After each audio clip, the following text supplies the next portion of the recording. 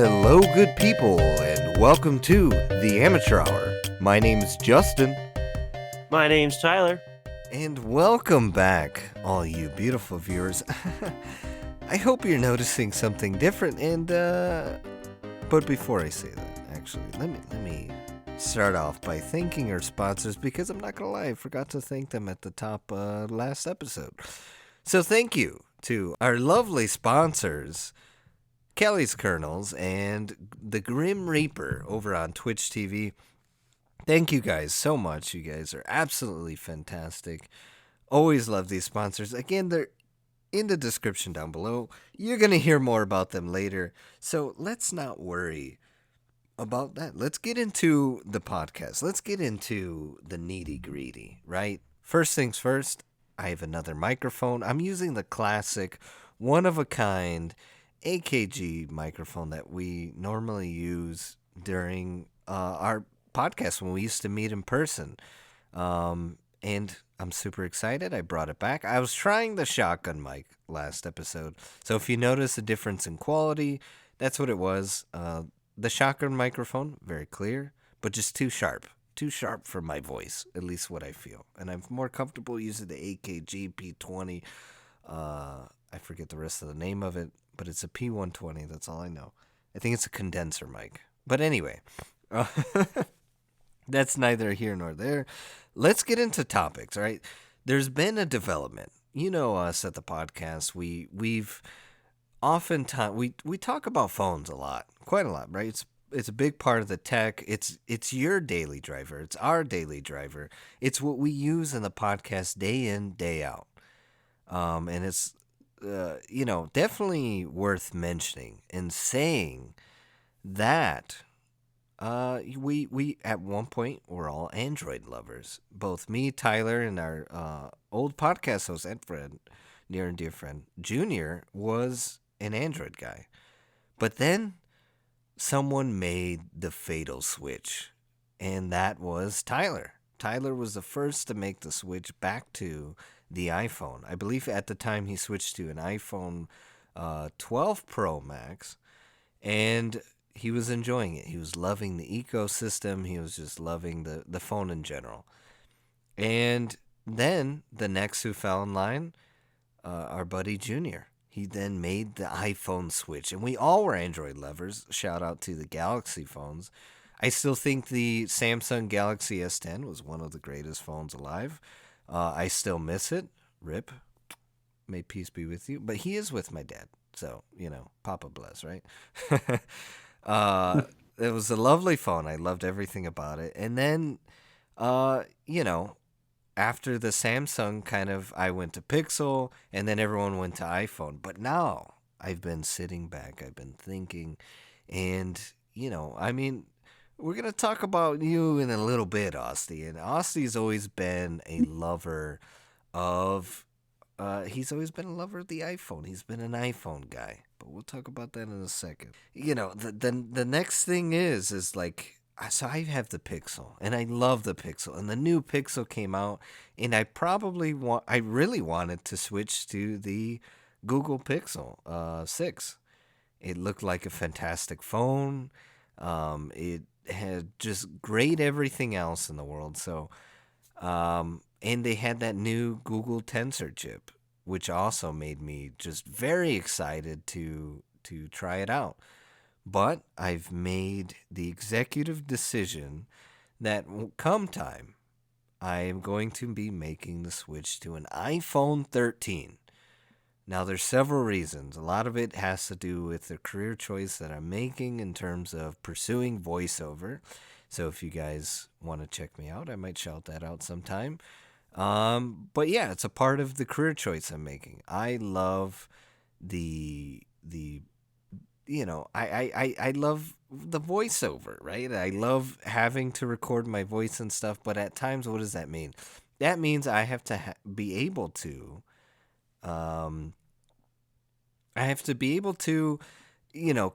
do an audition possibly over the phone or record on the go, and maybe the only device that I have in my pocket is what I need to use to record the phone. And the Apple phones have been known for how well they do in terms of like their microphone system is super clear quality. You don't have to be in a phone call to receive that super clear quality of microphone, and you can just record on the go and submit it. Plus, they have AirDrop, so I'll be able to drop a lot of files, audio files, either to my phone or from my phone to my laptop with no troubles. So that's another fantastic thing about the Google phone, or sorry, the iPhone. Forgive me, I'm already missing Google.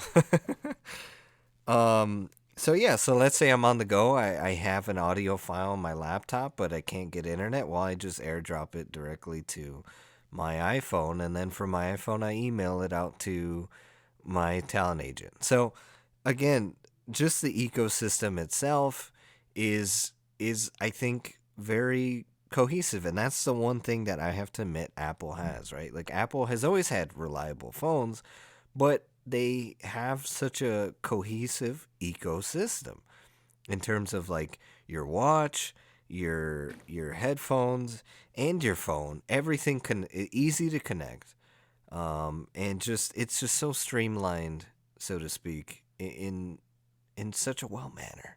That's really it. So eventually, I'm gonna be making that switch. When I do, I'll let you guys know. I'll give you my personal review of the iPhone and how I felt about making the switch. I'll also be switching to from a Galaxy or Samsung Gear S3 watch to an Apple Watch eventually. And there's a lot of cool features with the new Apple Watch that I absolutely love. It it's a very health health conscious watch is another thing that I love about it. It's got its like new whole SOS system in terms of like if you having heart failures or you're knocked out somewhere, the watch can contact the police in the case of an emergency. So there's a lot of other fantastic features that we might get into later in the future. But this is, I do want to talk to an avid Apple lover because he's got some new tech, and we're gonna discuss that. So, Austin, you've been a lover of the iPhone for a while, and you recently came into possession of something new, so to speak. Yeah, so I guess what was it about maybe 2 weeks ago? No, about 2 weeks ago, I decided that my old iPhone an XR and the battery life on that thing was just awful. Don't really know what the deal was, but I charged it 3 times a day and I got sick of it. So I decided to upgrade. I went with the 13 Pro Max and I am very, very happy with it. I like the design. It's been out for a while, so this isn't new, but it's still awesome. I just like the design of it. I like the go back to the iPhone 4 where it was like more boxy. You didn't have like the curved edges and stuff. Um, like I don't know. I just like it a lot more. The only issue I've really run into is because of how I'm used to holding my phones, because I like to watch a lot of sports on my phone and stuff, so I have all those apps and stuff. So you got to hold the phone, sideways. I found that I accidentally click fast forward or rewind time because the screen, goes from edge to edge pretty much. But that was an easy fix, just a phone case uh, to raise my guess off of the phone. But yeah, it's really nice. The camera quality is really good. Um, I mean, it's a big phone, but it's really not so that it's like taking up your whole pocket either. Like, I don't really notice that much of a difference unless I'm watching something on my phone. Um, but I mean, I really enjoy it. Uh, and when Justin told me he was thinking about making a switch, I was like excited. The first thing I told him was I said you should get Pro Max because it's just big. Camera quality is really good. Icon on it is really really good. Have on my old phone, people would have issues sometimes hearing what I was saying if I was like on speaker thing. And with this one, no issues. So I really enjoy it. So hopefully, depending on when you upgrade, you can get that, or maybe get the whatever iPhone 15 or 14, whatever's out by then. Either way, I don't think you're gonna be too bad. So yeah, I mean the iPhone Pro Max, right? It's a fairly big phone, and I'm surprised that you went with the Pro Max, right? I didn't know how big of a phone guy you were, right? In terms of like meaning how big the phone was. So Tyler is also a fan of like the huge screen. He loves the battery life and everything that comes with it. For me, Hmm. I personally I like the smaller form factors of a phone.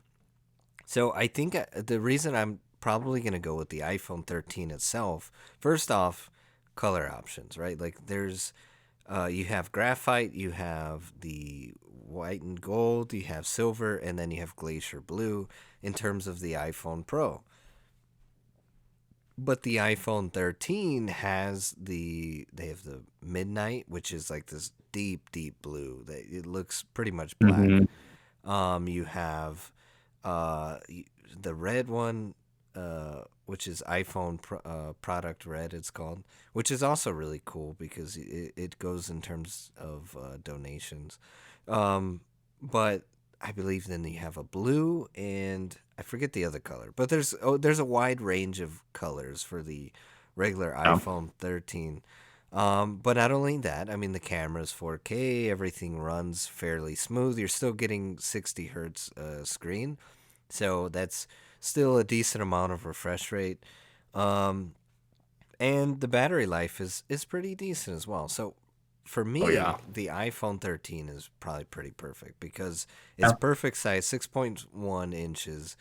I would have gone with the iPhone 13 Pro, but because that one I believe is also 6.1, but I'm just not a huge fan of the humongous camera bump in the back. I mean, it's super fantastic because if you're a person that is looking to record insanely high quality video, they have the new ProRes option for what's that called? Phones that are have 250 gigs, and ProRes is fantastic for editing professional video.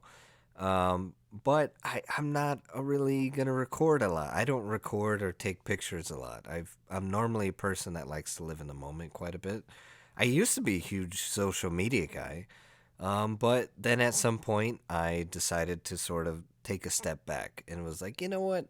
I don't want to be in that realm anymore, right? Like I'm like I want to live in the moment. So in terms of the camera and stuff like that, you're still getting 4K quality. You're still getting high res HDR in terms of the camera itself, both for the front facing and back camera. So I was like, you know what, the 13 feels nice for me. But the thing that's fantastic about the Pro Max is it's got a huge battery life in it. Um, I want to say Really. either 4 to 5,000 milliamps. I don't remember because Apple doesn't post the exact battery specs ever on their website, and so you have to go to like some third party website to look it up. And I currently can't exactly recall right now what exactly it was in terms of like battery life. But I mean, I'm Um. super excited that you got it.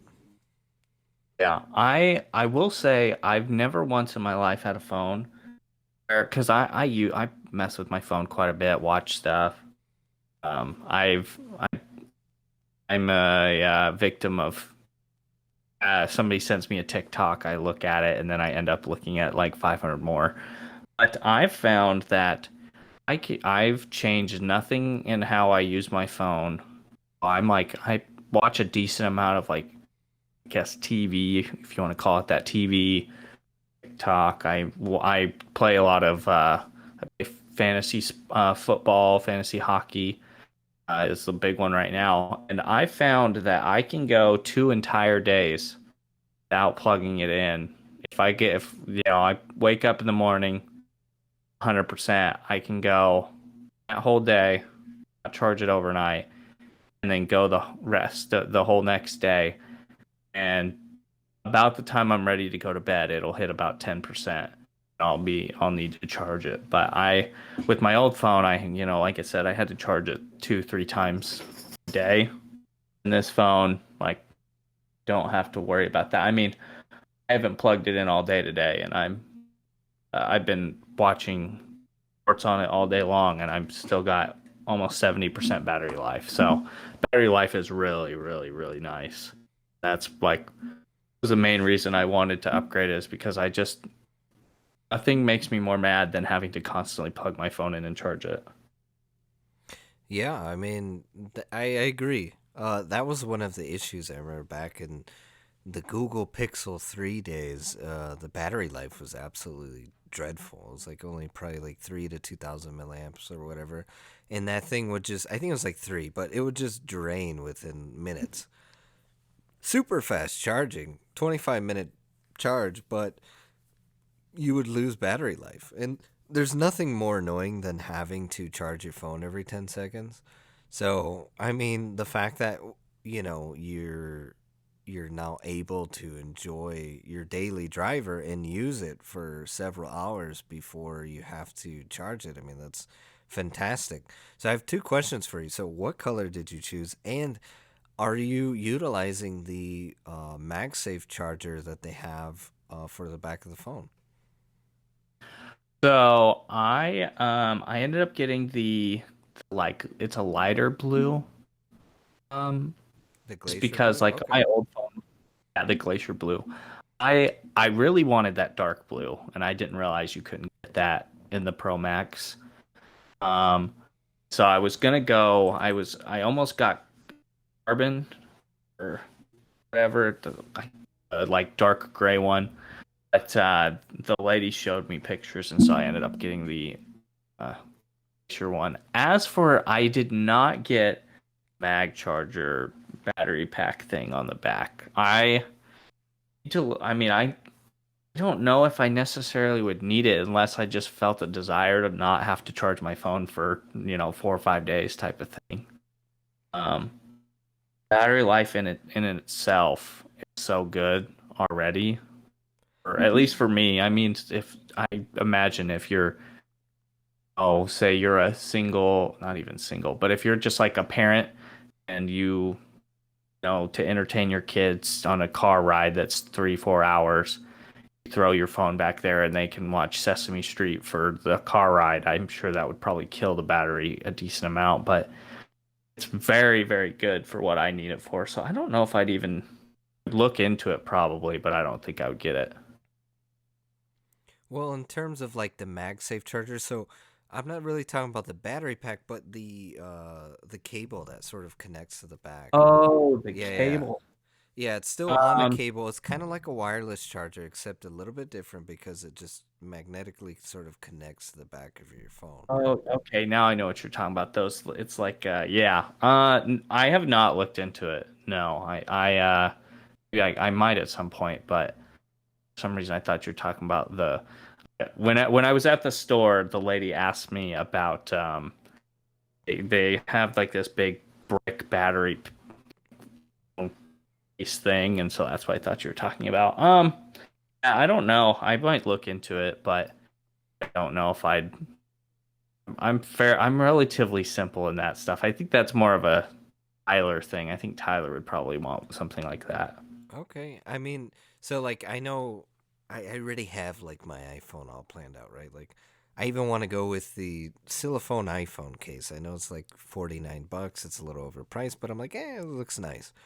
But the MagSafe charger, I would love to. They make this dual MagSafe charger. So if you have, for example, an Apple Watch and an Apple phone, this dual MagSafe charger, it folds into a tiny square, but then you unfold it, and it becomes both a iPhone charger and a Apple Watch charger, and it's very tiny, very able to utilize in your space. It's magnetic, so you don't have to worry about it like sort of rolling off of your devices.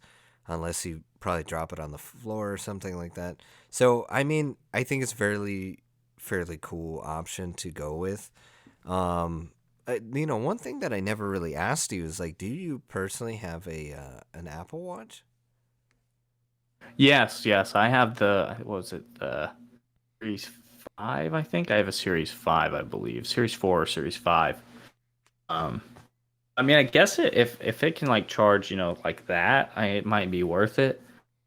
But I'm like looking at it right now, and it's definitely something that's interesting for sure. I think that maybe maybe at some point maybe I would look into. But now I'm probably good. But it does look kind of interesting. Um, Yeah, I mean the thing about like just watches in general. I mean they're such a nice piece of hardware in terms of, you get to sit back, you get to use this device, and it's in terms of like on the go, right? Like you're in the office, you get a text, you look at your watch. I mean, there's nothing that's been more useful to me than a watch, a smartwatch. A lot of times I find myself always utilizing it for texts and notifications, seeing what exactly is going through. And normally I put like important notifications through my watch in terms of like if I get a text on like a Facebook Messenger or actual messages or phone calls. And the thing that I didn't really utilize my Gear S3 for was the answering calls, only because the volume was always super low. And in terms of my quality to them, it was kind of bad. But my ex at the time had gotten an new Apple Watch as an early Christmas gift from this past Christmas, and she had called me, and that thing was the most clear thing I ever heard. I was like, Apple, you did it again. And really? I was calling for her. It came out super clear, super loud. And then for her talking to me, it was insanely clear. I was like, oh my gosh, like this is amazing. And I was stunned. So that's another thing that, I fell in love with the Apple Watch with. And again, smartwatches for me personally, and I would suggest for people that are normally on the go, don't have time to pull out their phone or not looking to be rude in the middle of like a business meeting or just in general being in a work environment that is near a lot of people. Smartwatch is the smartest thing to get, I think. It's a good purchase because again, it has that maneuverability where you're able to look at your watch without being too distracted. One, and two, it allows you to see what's going on. Is there emergency? Is there something uh, along those lines of somebody trying to get in contact with you? It's just right there. It just vibrates. Boom. You look at your watch. Okay, I'm good. So Yeah. in terms of all that, it's really good. Yeah, it's really nice. I like it for at work. I really wish Apple would come out with like a Apple Watch that looked like, like a normal watch, was like circular and stuff, but still like, screen and all that stuff. I think that it would be really, really cool because one thing I do not like about Apple Watches is they're a little too bulky, if you know what I mean. Like they stick out pretty far off of your wrist. And I also think that the design super easy to chip the screen and stuff. I mean, I'm very careful with where I'm throwing my arms, and I've had two Apple Watches, and both of them I've, in some way, shape, or form, gotten the screen in some shape way. In fact, my last one, the one I have right now, I had it like 4 days, and I went on a plane. And when I got off the plane, I looked down at my watch, and the whole front of the screen was cracked. Oh I have my. no idea how it happened. So that's one thing I hope that they would. I think it would be kind of nice, but one step at a time. But uh, yeah, that's really kind of that's cool that the sound quality, because I know like on mine it's not the greatest.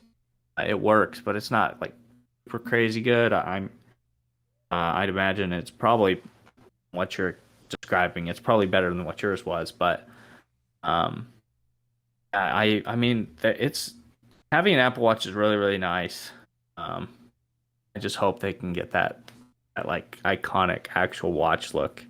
Do Yeah. like a series because doesn't Samsung does a series where they do like the retro watch look. It's still like a regular. Uh, it's still like an Apple Watch, has all those features and stuff. But then they also have like their Pro series or something like that, or maybe I'm switching them. They have like a different looking watch and then the traditional one.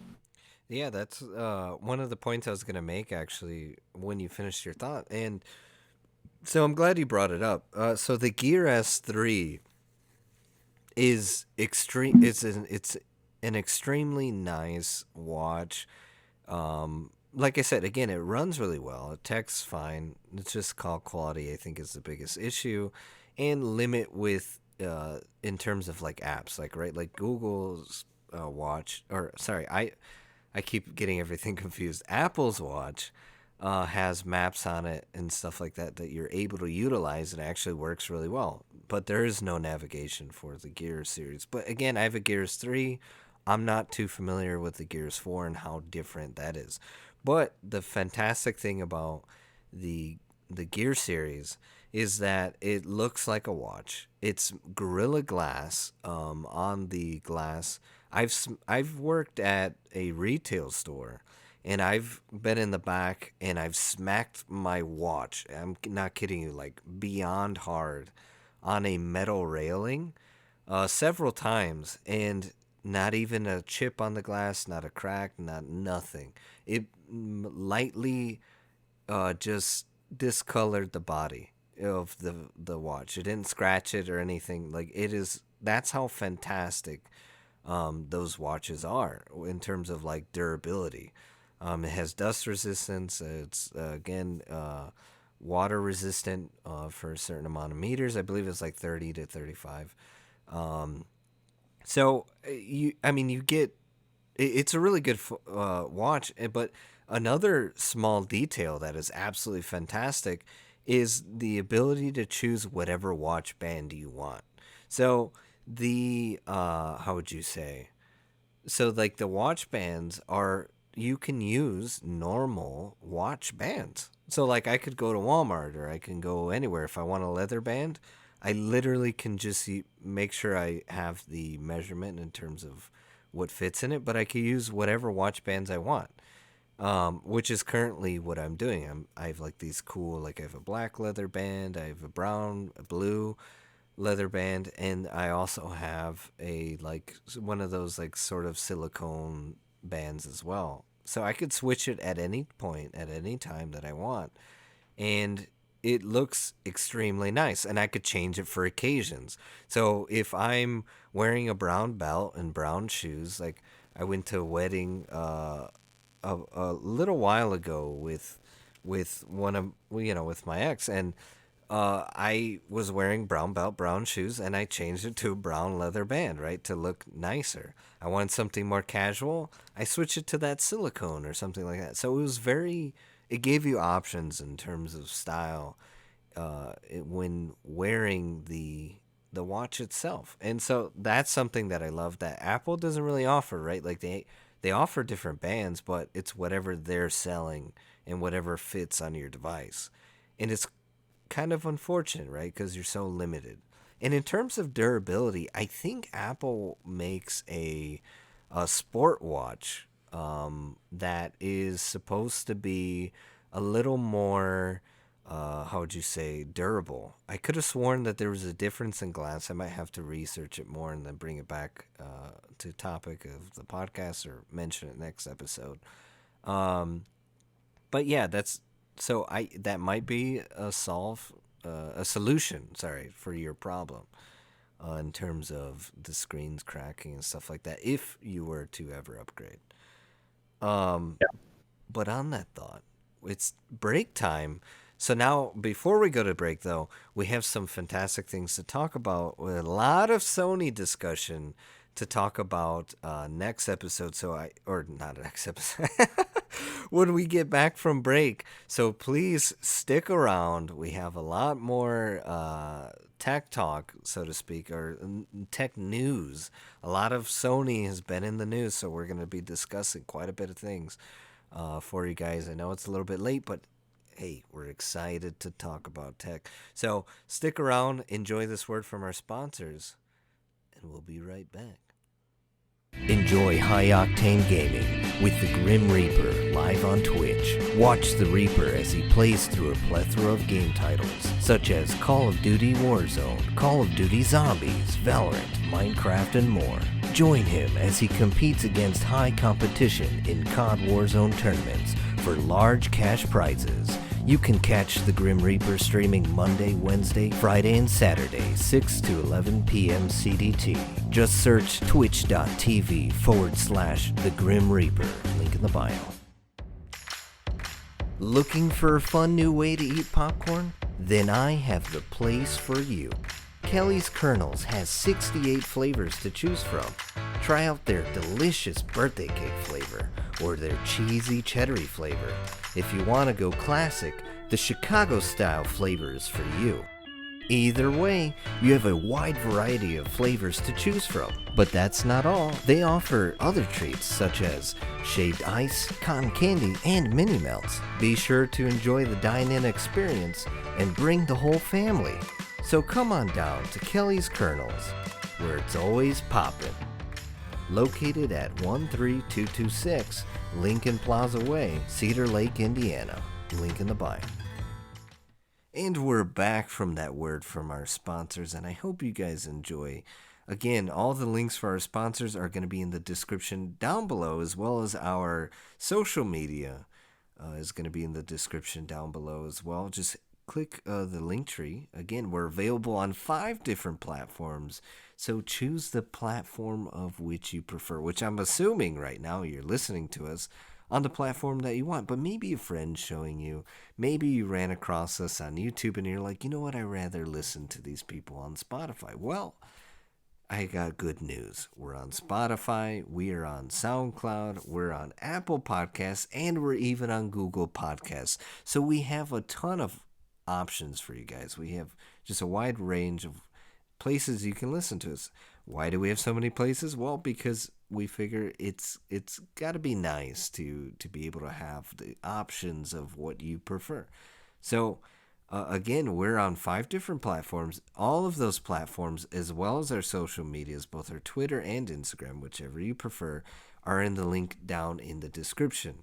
Now, fair warning in terms of our social medias, we're working on it, okay? It's a little bit barren. It's a little bit, it's being worked on, reworked. Again, we're the amateur hour for a reason, because we're amateurs in this life and as well in the podcast realm of things. So, social media management is definitely it's something that we're going to get better at. We're going to figure out.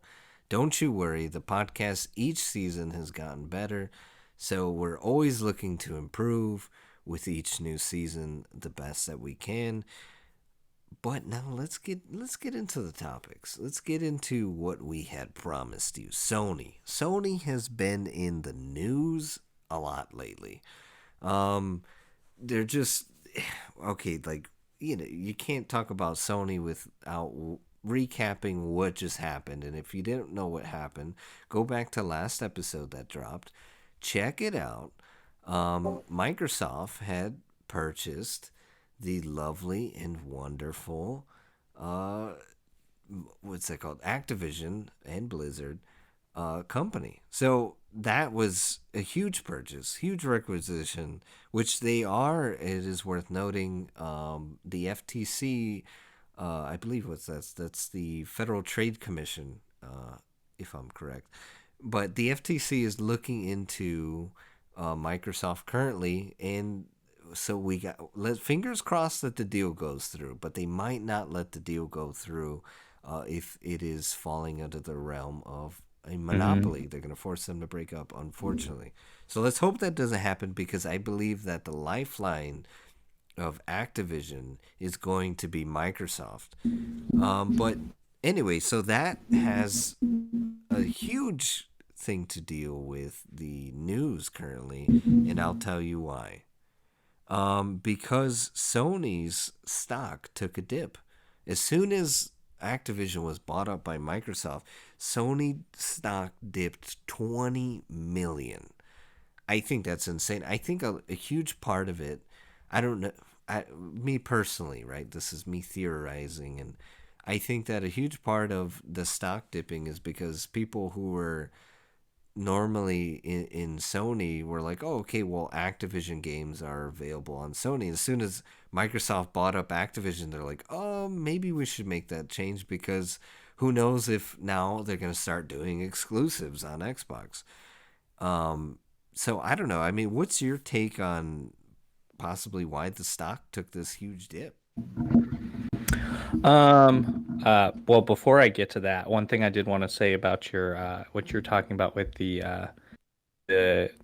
Trade Commission looking into the Activision Microsoft deal. They look into a lot of deals like that are that big, and 90% of them don't get, you know, uh, denied, declined, whatever you want to call it. So I wouldn't be too worried about that. Um, as for the stock, like, I mean, that's a big deal. 20 million is a big deal. I don't know how much that comes out to per share. I don't know how many shares they have out, but that's definitely like that's a pretty drastic swing, and it just goes to show how much power in the in the gaming market Microsoft basically just bought up, and how much it's going to affect Sony. Like, obviously, the stock, it'll probably go back up to close to or where it was at pretty quickly. Usually big dips like that, a lot of times, like especially around deals like this, it's just like everybody freaking out, and it'll offset eventually, but it's still a pretty significant drop, and it just goes to show like this is a big deal. Like, everybody agrees, like Microsoft just probably, like, with this deal, basically made a deal of like the decade in gaming, like buying up one of the biggest publishers in the market that isn't tied to one of the two consoles or isn't Nintendo. It That's a big deal. It's just wild to think $20 million. Like, I'm sure people at Sony were probably sweating it a little bit when they checked that out and saw they were down 20 million on the stock market. Yeah, that's literally about how much, or I believe it's 20 billion. So that's just how much of the market now. Probably, who knows if Activision was worth, right? And now Microsoft sort of dipping into that. Like, they're becoming this media giant. They're becoming the Disney of video games. And to be honest, um, that has there's a few things that I did read an article recently that I'm going to discuss in a hot second, but it has some people feeling like, okay, well, maybe the gaming industry is going to either get worse, or what does this mean essentially for the gaming industry in terms of one company owning so much IP and owning just so many companies. And some people think it's going to be a bad thing. For those of you who think it's going to be a bad thing, I don't think so, right? I don't think that. I think that, again, Microsoft is going to be the savior of Activision because they're going through a lot right now. They have a lot of, internally, their management system is absolutely dreadful, and they have a lot of sexual misconduct allegations uh, just going through, as well as being overworked. And there's a lot that needs to be gutted from Activision. And I believe Microsoft's going to do well. But Microsoft has done well as with the IPs that they have, right? I mean, you have now Halo Infinite that can be said it's a success currently. You also have, I'm trying to think of the other game here. Gears of War. Gears of War, again, that franchise is doing just fine in terms of the video games that they release. And anything else that they've held, I mean, is doing fairly well. So I think that, Microsoft controlling that much IP isn't necessarily a bad thing. Because when you look at Disney, Disney holds a lot of IP, but they're very trusting in the stuff that they're developing. It's not, for example, just being done carelessly. They're not just doing things just out of money. It's like when they're delivering like a Marvel movie or a Star Wars show, everything is of high quality, is hand like just handcrafted to perfection in terms of making sure the IP that they bought up is staying true to its form and not turning into something that is just a money game. So I mean, like, yeah, it's Disney. Like, it obviously everything looks like it's good, high quality, and I think that like for the gaming industry, I don't think we're anywhere near monopoly because you still have quite a few publishers. I think this move just made general, like especially some other moves we're going to talk about later, and some of the previous ones, with Bethesda and stuff. It's just making the market healthier because the gaming market, like, I mean, it's you know what 19 the late 80s is whenever it really started truly coming onto the scenes, with like the home consoles and stuff. But like the big boom really happened in the 2000s, where it like took that next leap. And so I think all that's really happening right now is it's a condensing of the market. There's too many people at the table. We got to take a few away.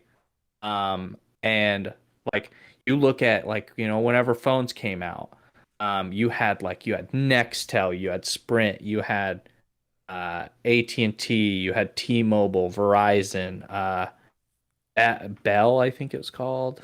Like there was tons and tons of different like phone companies, like, and now like all it's kind of centralized, and it's like, yeah, there might be different brands, quote unquote brands, but like, AT&T owns like Cricket, uh T-Mobile, like the big ones now it's just AT&T, T-Mobile slash Sprint, and Verizon. Like you've got three big players in that field. I think this move, it's like you even saw it in the gaming industry too. Like you saw like Sega drop out of the industry, Atari. Um, you then saw Nintendo kind of move into their own little sub market because they're not real competitors with Sony and Microsoft, and now it's just down to those two. So I think it was just these recent moves. It's just uh, the market is like getting to where it needs to be. It's the natural progression of the market. Like so there's too many publishers out there. Some of them had to go. And like condensing it, like you touched on it a little bit, it's going to help a lot with like these people being overworked. And at Microsoft, it's like a known thing. They take care of their people. And like we said before and in the last episode, Activision wasn't doing that. And we want people to be taken care of. Um, so I think it's just all this is like just a. I don't see any real negatives to it. I just see this as the market kind of playing itself out, and we're getting closer to where the market should be and where it's going to be, in my opinion, at its best. Yeah, and now another worry that has, and I recently was reading an article um, about Microsoft and now the implications of privacy in terms of our data that Microsoft kind of owns now, right? Because they own all these companies, a lot of our data is tied to a lot of these video games, a lot of everything else. And some people kind of have an issue with that because they're like, all right, now, video game space and now this company Microsoft is owning even more of our data because they bought up all of Activision and Activision had our data. And so it's like, they're kind of getting scared of this idea that one company is has a bigger percentage now of our personal data. I Hmm. personally, when it comes to my privacy, my online privacy and everything, I think that first off that we all should have our online privacy, but I mean at this point it's difficult to get rid of that system because first off, it's the best marketing tool that they have right now in terms of technology. I mean, you have Facebook that's literally listening through the microphone of your phone as well as looking through your front and back facing camera because you accepted the terms of service of Microsoft Messenger or sorry, Facebook Messenger. And then now Amazon again does the same exact thing. Google does the same thing as well. So unfortunately, our phones and our technology and all the apps that we use, even if we didn't want to use them, we kind of have to. They just all are taking our personal data. And I don't know, there's no one real answer to save us from that because to be honest, the one good thing that I do have to admit in terms of having all this data taken from me is like, yeah, okay, I am getting advertisements for things that is in my ecosystem, is the things that I like to use, is not a bunch of junk that's not for me. It's stuff that I like. Like if I'm getting a commercial about Reese's, it's because I like Reese's. Or, for example, if I'm getting an Xbox commercial, it's because I like Xbox. And I like that. I don't think that there's any issue in terms of receiving that. And Yeah. so, but it is kind of scary because I do want my privacy, right? Like I don't want, you know, me having a private conversation about a relationship or something like that being recorded and listened to by, even if it's just an artificial intelligence. I don't want it listening to my conversations at the end of the day. I mean, what I say behind closed doors is private and for me. And if it's not information I'm putting out in the public purposefully, then why are you putting it out there for me? So Yeah. it's kind of scary and it's irritating. And the thing is, I think that if anything, and this is probably a whole topic in itself, is that I mean it makes us a lot more vulnerable that all these apps are taking all this data and stuff to cyber sort of security attacks where a country or something could hack some of these social media companies and literally have millions of personal data, probably billions of amounts of data that is of our personal data that they could either use to extort you, blackmail you, or whatever it is. And so that's a scary implication. But Yeah. I definitely, Uh, oh, go ahead. I was just gonna say real quick. I think I I get why people think that Microsoft, like having a bigger market share, I guess, might like mean they have more of our data. But in reality, like they're going to get that information regardless. And because the reason things are as cheap as they are, like the reason that an Xbox is as cheap as it is, the reason an iPhone is as cheap as it is, the reason that half these subscriptions are as cheap as they are aren't because like most of the time they're not making money, or if they are, it's not very much off of, you know, the sales of these items. Like especially with like a phone or a an app on a phone. What they're making money off of is selling your data. So like yes, obviously having your information is like I'm kind of I don't really know if I want people having my data, but at the same time, it's part of why things are as cheap as they are now. I don't know what the margin is and how much different things would cost if they weren't selling our data. But I mean, if Microsoft wants our data, it's one of the biggest companies in the world. It's going to get our data. I don't think it really changes much of anything. And really, like, I think this conversation was something people would have been a better question when Microsoft first jumped into the game, like into the gaming industry. Because at this point, like the acquisition is a big deal, but it's like I don't know if it's not going to move the needle in that kind of way, if you get what I'm saying. I think that they already have that information just because we're on Xbox, and two, I wouldn't be surprised if you get no lobby with a PlayStation player, I'm sure in some way, shape, or form, Microsoft, the crossplay, I'm sure they're getting that information from crossplay too. So I don't think it changes much if it does anything at all. Yeah, very true. And so continuing on, going back to Sony, because we did promise that, but we, again, when you talk about one big sort of gaming superpower, it's always going to come with a conversation of its counterpart.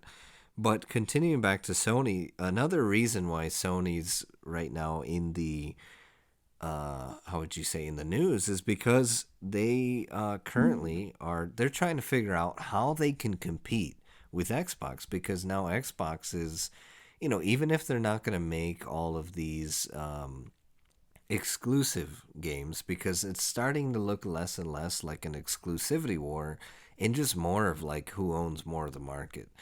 And Xbox is owning a huge chunk of the market currently.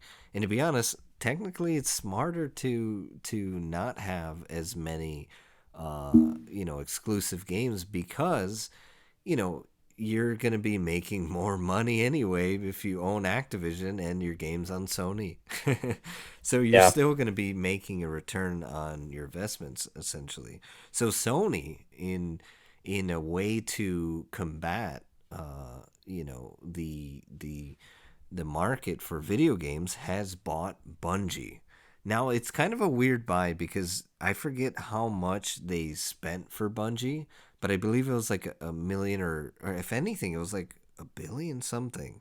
I thought it might be like Yeah, see 3.6 if you can billion or fact check something that for like us real that. quick.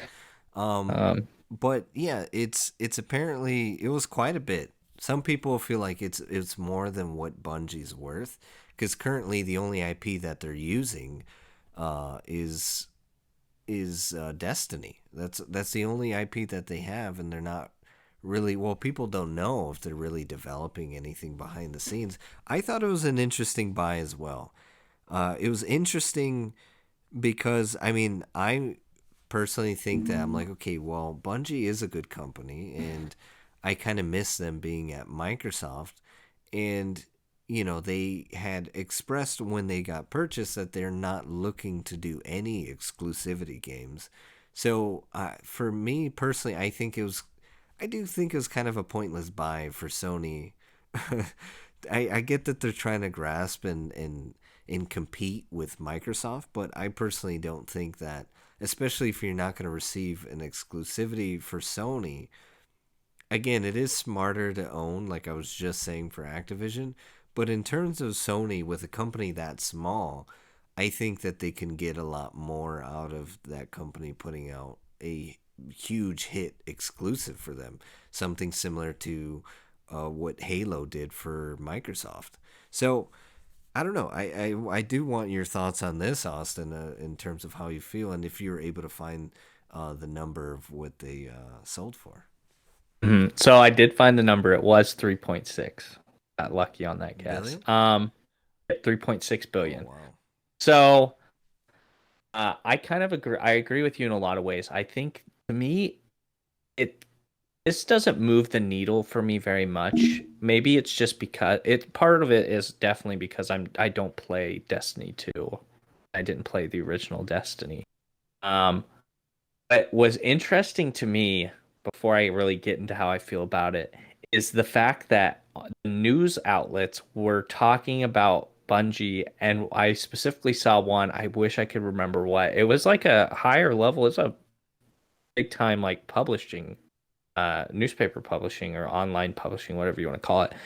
They were talking about it, and the headline was like Sony buys Bungie, now owns Destiny and Halo. And I just thought it was so funny that these big time companies think that Bungie owns Halo when Bungie hasn't owned Halo in like what, 10 years? Close to that, something like that. Yeah. It left quite a while ago. I thought it was just kind of funny. I was like, wow, that's if that was the case, this would be a much bigger deal if they were getting Halo as well. But I getting back to your question, I don't think it's that really that big of a thing, especially the fact that it came out at it seems to me more like Bungie needed somebody to publish the games, basically kind of front some of the cash for these games. Because people don't know, Bungie had like some type of publishing deal with Activision, and they were kind of part of the Activision umbrella-ish. They weren't they didn't have to do a they had to listen to some things that Activision wanted them to do, but for the most part they were autonomous. And then not too long ago they kind of broke out from under that, which to me, the first thing I thought of now with this is I'm like, and especially with the Microsoft buys, I wonder if they knew Microsoft was about to get Activision and they just didn't want to be under that umbrella again. But yeah, I don't see it as that big a deal. I mean, Destiny from numbers wise is a pretty good game, but it's like you're telling me that Destiny 2 or how I think they did like it's like a 10-year deal where they're going to run this game or something ridiculous like that. I don't know how long they have left. Probably at least 4 years, I think. But you're telling me that owning the rights to Destiny have and possibly turning it exclusive is worth 3.6 billion. Like, that's all a stretch for me. Yeah, Like, I think I they j- got duped. yeah, I think they did too, especially the fact that like Bungie came out and said, I mean, granted, this could just be for Destiny 2, that it's not going to go exclusive. But from the way they were talking, it sounds like none of their games are going to go exclusive. And like this costs Sony more money than it did Microsoft to buy Activision in terms of like how much they're making and stuff because Microsoft's just way, way, way, way bigger than Sony. So like in terms of like the amount, like the percentage of their like value of the company, like this is a pretty big deal for Sony to buy. So I don't know. There's gotta be like for me, there's gotta be something that they're getting out of this deal, and I don't know if maybe their plan is to try to. I mean, which if I was Sony, this is probably the way I would do this. If this is true, where they're not going to go exclusive and they're going to be a publisher for it, one of the things I would probably try to do is try to get Destiny 2 or Destiny 3 or any other games that Bungie makes. I would try to strike a deal with Microsoft and get it on Game Pass and get a portion of that because Game Pass is a massive piece of the market right now. I mean, I think Game Pass makes more Game Pass makes more money than like anything else right now. I think it's doing so well. Like the numbers came out and they're just ridiculous. I can't name them off the top of my head, but it was nuts. I think we talked about them last podcast.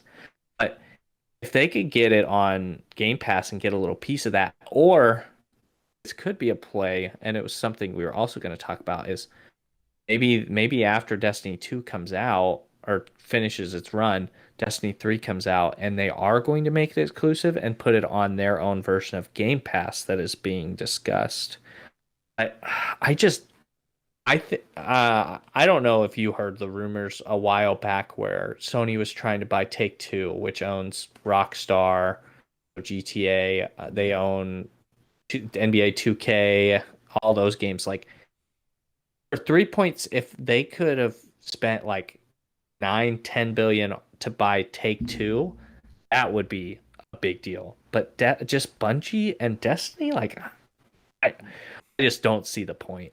I don't see the Yeah, point. I think it was a bad buy. But I mean, aside from that, just as you mentioned, Sony is trying to also be a competitor for Game Pass, and they are said to be developing their own specific Game Pass, not PlayStation Plus, but something further and more in depth and similar to what Xbox Game Pass is developing. Now, this is a subject that we kind of talked about a while back. I believe it was I believe it was during season 2 of the podcast. We had discussed this idea of Google Stadia and the idea of online game streaming, and we were talking about how big at that time the idea of Game Pass was, and how Microsoft was just owning that space, and how phenomenal they were doing. And then when they when Microsoft purchased ZeniMax,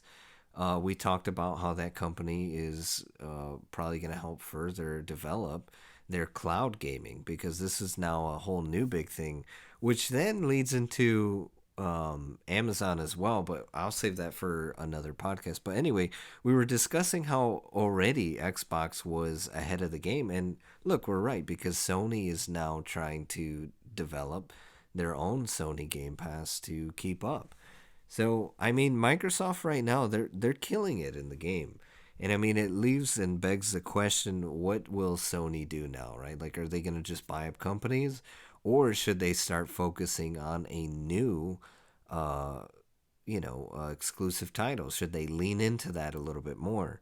One thing that me and Austin kind of briefly talked about was this idea of bringing back the video game SOCOM. It was a classic game that I used to play back in PlayStation 2, and it was a lot of fun. It's a tactical, third person, campaign driven shooter, military shooter. And it was fantastic, and I would like to see that being brought back to life, essentially, from PlayStation's exclusives. Yet again, I think that would be such a fantastic development. Yeah, I agree. I think um, if if Microsoft goes exclusive with Call of Duty, which I still don't think they will, but say they do, they obviously PlayStation has to get a because first, let's be real, first person shooter is the probably the number one uh game genre in terms of like sales. Like Call of Duty sells like hotcakes every year. Um, so they would have to come up with something that can like fill that void. And I mean, I say first person, it could be a third person, but some type of shooter. So like SOCOM would be a good idea. And I was thinking about it while you were talking about it. What interests me and something I didn't think about until just now is if you think about it, um, until this acquisition where they got Bungie, I can't think of a single publisher that Sony owned or had an exclusive rights deal with that made first person or third person shooters or had a history of making it. So I wonder, this is all speculation, but if say they were to revive the SOCOM brand, um, would you not go to Bungie and say, "Hey, look, you have experience with this. Help us out here." And if that's the case, if that's what PlayStation's going for, then okay, maybe this deal makes a lot more sense. That's Um, very uh, true. like I mean, because you look back at it, the best years of Halo was when arguably was when Bungie was making the games. So if you're able to take that formula that they had and extract it and throw it into a SOCOM game, or even if they come up with a whole new IP, um, to combat Call of Duty or Halo or whatever, you know. Yeah, and I mean, especially if they're in terms of like the Call of Duty, if they're looking to, because like I said again, Bungie's saying that they're not looking to be just on exclusively on one platform. So if that's the case, I mean, they could come up with a new, shooter that is going to, like you're saying, combat Call of Duty in a mhm. phenomenal way. Yeah, it'd be very interesting. It I mean, because the thing is like these Bungie workers, like the thing about them now being underneath Sony umbrella is they can kind of move around a little bit. So if they want to move some of these guys or like try to move some people that are in Bungie and put them on like a different project, I'm sure it's probably part of the contract that they can ask them to help out with some stuff. I mean, maybe Bungie's not going to be like the lead on a project, but they will be an incredibly good resource if they're wanting to build something from scratch. Um, uh, if they're wanting to build something from scratch and create like a whole new IP that they can with Call of Duty. Now that's a big ask, but at least at least they have somebody now under their umbrella that can help with that. But Now, SOCOM would be, I think, would be really cool. I mean, Yes. I, it would just like, I think in general, there for the market, even if Call of Duty doesn't go exclusive, we need we need somebody who can compete with Call of Duty on the main stage because like right now it's Call of Duty in first person and really all shooters and then it's everybody else because like Battlefield has tried its best to stay in the fight. There's been a few years where it's been like, okay, this Battlefield's pretty good. Like I kind of like it, but they just don't have the firepower to pump out game after game every single year like Call of Duty's been doing. And I mean, we think that Call of Duty when they're pumping a game out every year is struggling. Battlefield is a whole different level when they're trying to pump out games every year. It's awful. But I mean, it's just I think if they do something like that, it would be such a cool thing to do is to bring some another new or even old IP into the zone, and it would force some of these other IPs to innovate or just do a better job of creating their games. Um, that I'm that's the cool thing about competition, and I think that's probably part of. I mean, this is a different topic, but probably part of why Call of Duty has not been doing as well is like you in the market you need competition to breed success because if there's no competition people will get stagnant, they get lazy, they do the bare minimum, and it's just human nature. I mean, if you set in front of a hunter and gatherer, you set a goat that can run 2 miles an hour or a cheetah that can run 100 miles an hour. Which one are they going to try to kill? They're going to try to kill the goat. They're not going to try to push and try to kill the cheetah. Now, if you put two cheetahs in front of them, they're going to have to push for it, and they're going to have to figure out a way, and they're going to have to innovate, and they're going to have to, uh, evolve and change things up. It's not going to be easy like it would be just killing that goat that can barely run away from you. Very Um, true.